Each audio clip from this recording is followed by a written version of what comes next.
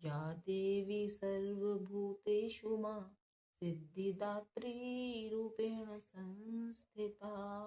नमस्तस्यै नमस्तस्यै नमस्तस्यै नमो नमः। प्रणाम दोस्तों।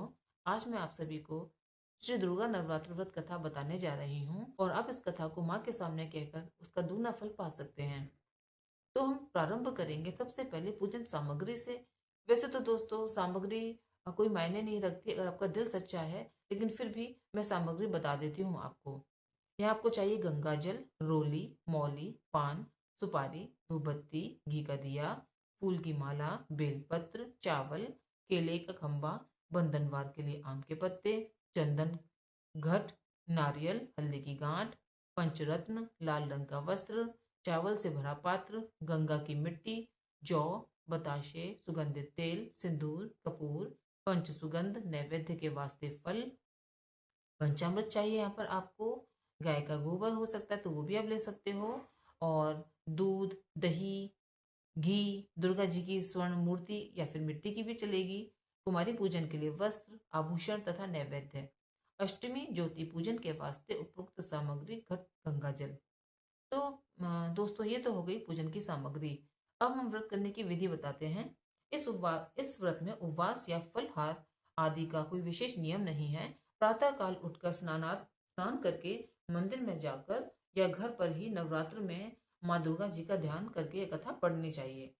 कन्याओं के लिए यह व्रत विशेष फलदायक है। श्री जगदम्बा की कृपा से सब विघ्न दूर होते हैं। कथा के अंत में बारंबार दुर्गा माता तेरी जय हो का उच्चारण करें। श्री दुर्गा नवरात्र व्रत कथा। यहाँ से दोस्तों हम प्रारंभ करेंगे माँ दुर्गा के व्रत की कथा। बृहस्पति जी बोले, हे ब्राह्मण, आप अत्यंत बुद्धिमान और चारों वेदों को जानने वालों में श्रेष्ठ हो। हे प्रभु, कृपा कर मेरा वचन सुनो। चैत्र, आश्विन माघ और आषाढ़ मास के शुक्ल पक्ष में नवरात्रि का व्रत उत्सव क्यों किया जाता है? हे भगवान, इस व्रत का फल क्या है? कैसे करना इसको उचित रहेगा? और पहले इस व्रत को किसने किया है? सो विस्तार से कहो। बृहस्पति जी का ऐसा प्रश्न सुनकर ब्रह्मा जी कहने लगे, हे बृहस्पति, प्राणियों के हित की इच्छा से तुमने बहुत ही अच्छा प्रश्न किया है। जो मनुष्य मनोरथ पूर्ण करने वाली दुर्गा, महादेवी, सूर्य और नारायण का ध्यान करते हैं, वे मनुष्य धन्य हैं। यह नवरात्रि व्रत संपूर्ण कामनाओं को पूर्ण करने वाला है। इसके करने से पुत्र चाहने वाले को पुत्र, धन चाहने वाले को धन, विद्या चाहने वाले को विद्या और सुख चाहने वाले को सुख मिल सकता है।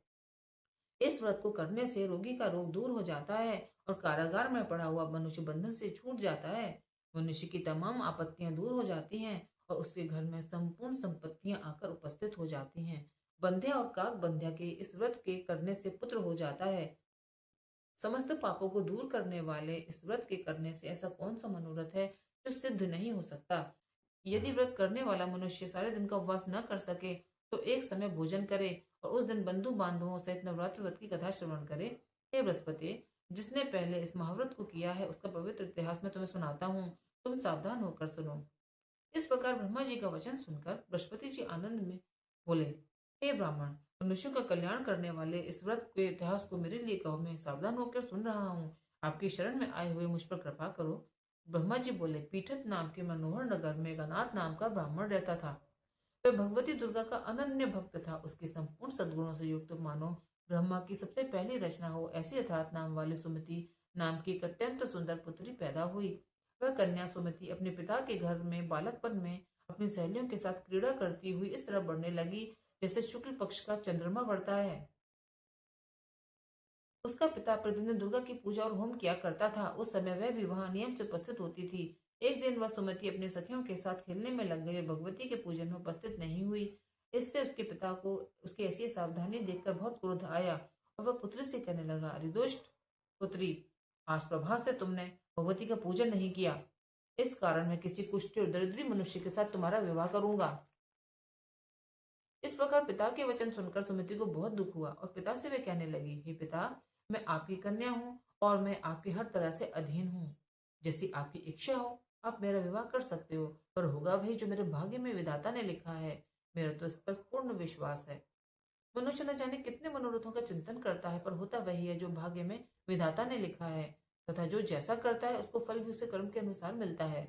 क्योंकि कर्म करना मनुष्य के अधीन है और फल देव के अधीन है।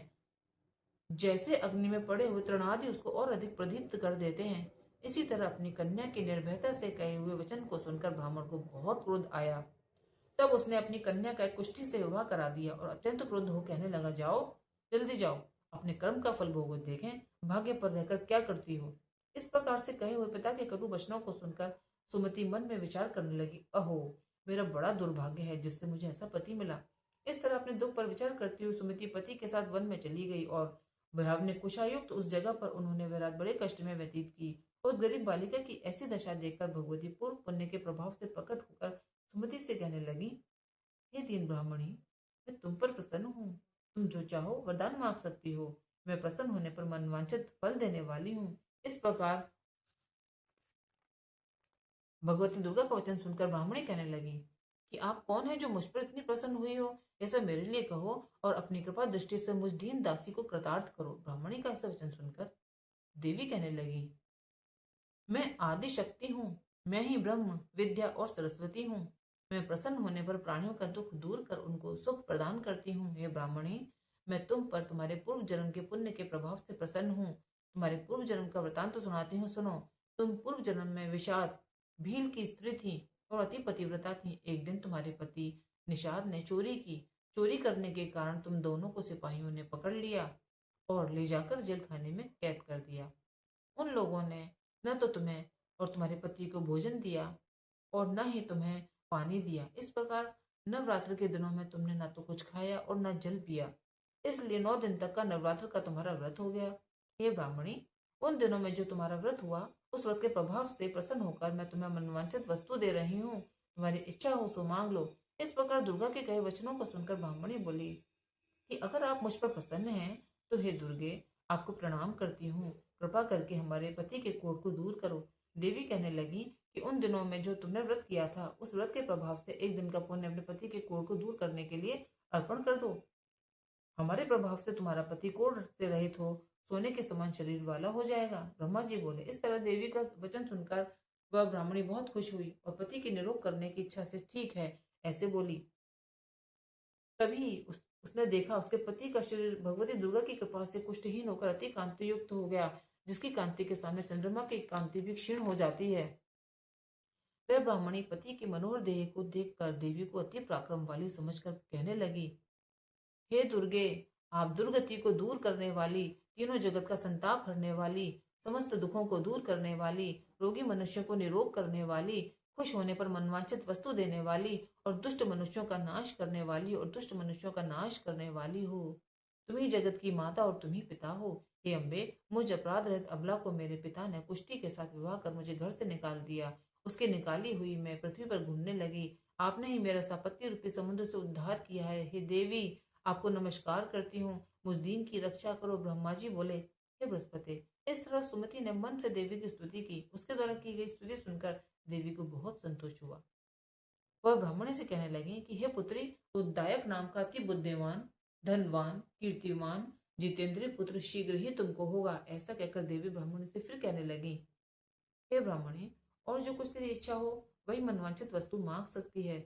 ऐसा भगवती दुर्गा का वचन सुनकर सुमति बोली, हे माँ, हे भगवती दुर्गे, अगर आप मुझ पर प्रसन्न हैं तो कृपा कर मुझे नवरात्र व्रत की विधि बतलाइए। हे दयावती, जिस विधि से नवरात्र करने से आप प्रसन्न होती हैं, उस विधि और उसके फल का मेरे लिए विस्तार से वर्णन करें।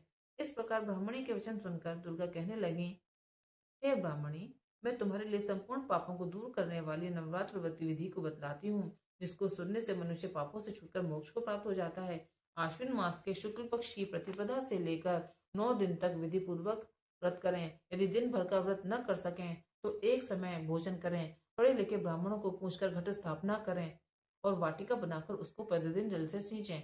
महाकाली, महालक्ष्मी और महासरस्वती इनकी मूर्तियां बनाकर उनकी नित्य विधि से पूजा करें और पुष्पों से विधि पूर्वक अर्घ्य दें। बिजौरा के फूल से अर्घ्य देने से रूप की प्राप्ति होती है, जायफल से कीर्ति, दाख से कार्य की सिद्धि, आंवले से सुख और केले से भूषण की प्राप्ति होती है। इस प्रकार फलों से अर्घ्य देकर यथाविधि हवन करें। खंड, घी, गेहूं, शहद, जौ, तिल, बिल्व, नारियल, दाख और कदम, इनसे हवन करें। गेहूं से होम करने पर लक्ष्मी की प्राप्ति होती है। खीर व चंपा के पुष्पों से धन और पत्तों से तेज और सुख की प्राप्ति होती है। आंवले से कीर्ति और केले से पुत्र, कमल से राज सम्मान और दाखों से सुख संपत्ति की प्राप्ति होती है। खांड, घी, नारियल, शहद, जौ और तिल इससे तथा फलों से होम करने से मनवांछित फल की प्राप्ति होती है। व्रत करने वाला मनुष्य इस विधान से होम कर आचार्य को दक्षिणा दे और अत्यंत नम्रता के साथ प्रणाम करे और यज्ञ की सिद्धि के लिए उन्हें दक्षिणा दे। इस महाव्रत को पहले बताई विधि के अनुसार जो कोई करता है उसके सब मनोरथ सिद्ध होते हैं। इसमें तनिक भी संशय नहीं है। इन 9 दिनों में जो कुछ दान दिया जाता है उसका करोड़ों गुना फल मिलता है। इस नवरात्र के व्रत करने से ही अश्वमेध यज्ञ का फल मिलता है। हे पुत्री, इस संपूर्ण कामना को पूर्ण करने वाले उत्तम व्रत को तीर्थ, मंदिर अथवा घर में ही विधि के अनुसार करें। ब्रह्मा जी बोले, हे बृहस्पति, इस प्रकार ब्राह्मणी को व्रत का विधि और फल बतलाकर देवी अंतर्धान हो गईं। जो पुरुष या स्त्री इस व्रत को भक्ति पूर्वक करता है वह इस लोक में सुख पाकर अंत में दुर्लभ मोक्ष को प्राप्त होता है। हे बृहस्पति, यह दुर्लभ व्रत का महात्म्य मैंने तुम्हारे लिए बतलाया है। ऐसे ब्रह्मा जी के वचन सुनकर बृहस्पति जी आनंद के कारण रोमांचित हो गए। बृहस्पति जी कहने लगे, हे ब्राह्मण, आपने मुझ पर अति कृपा की, जो अमृत के समान इस नवरात्र व्रत का महात्म्य मुझे सुना दिया। हे देव, आपके बिना और कौन इस महात्म्य को सुना सकता है। ऐसे बृहस्पति जी के वचन सुनकर ब्रह्मा जी बोले कि हे बृहस्पति, तुमने सब प्राणियों का हित करके इस अलौकिक व्रत को पूछा है, इसलिए तुम धन्य हो। यह भगवती शक्ति संपूर्ण लोगों का पालन करने वाली है। इस महादेवी के प्रभाव को कौन जान सकता है। जय माता की।